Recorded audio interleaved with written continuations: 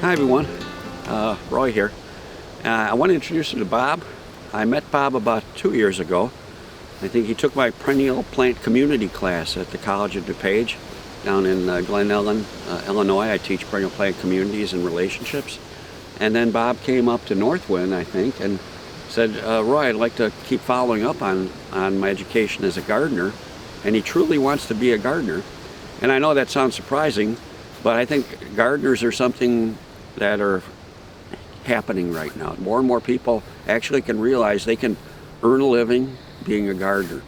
And Bob's the prime example of that. So I'd like to introduce Bob, and Bob, share a little bit about your life and how you got to be this want-to-be gardener. Okay, Roy, thank you. I grew up in a family similar to Roy. My parents were first generation here. My dad had a love for gardening that just sort of rubbed off onto me.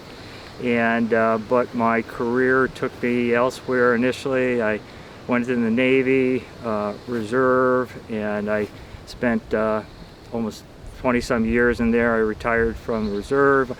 I also got a job with the Postal Service, became a postal inspector and investigator for the Postal Service, and was fortunate enough to retire fairly early. And it allowed me to pursue my passion in horticulture.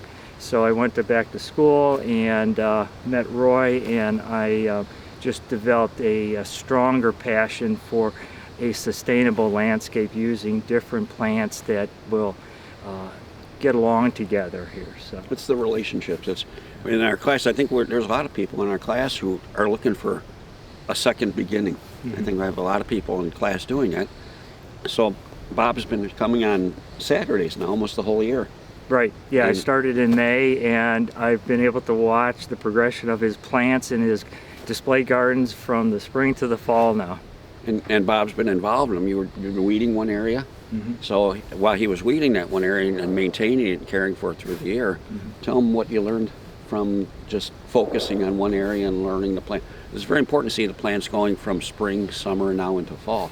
I was able to see the size and the growth and the display of plants there that I wasn't familiar with, and it just really enlightened me to Roy's knowledge of plants and drew me more and more to the garden to learn more about plant communities here. So you did learn a lot about growth rate, growth habit, relationships. Yes. And you also saw weeding competition, how it declined in summer. Absolutely. It was a period you were away for 3 weeks. Right. Yeah, it was very relevant. You got the spring weeds that are the garlic mustard weed, and then it progresses into the summer weeds and then into the late summer. But by the fall, it really eases up because the weeds stop germinating as much, and it goes more dormant. So it was quite enlightening in this environment here. He was really immersed in the garden, and then I think right now we're just rearranging some gardens and looking at the gardening aspect, taking a few things out, putting a few things in. Some of the persicaria got a little aggressive. We're thinning that.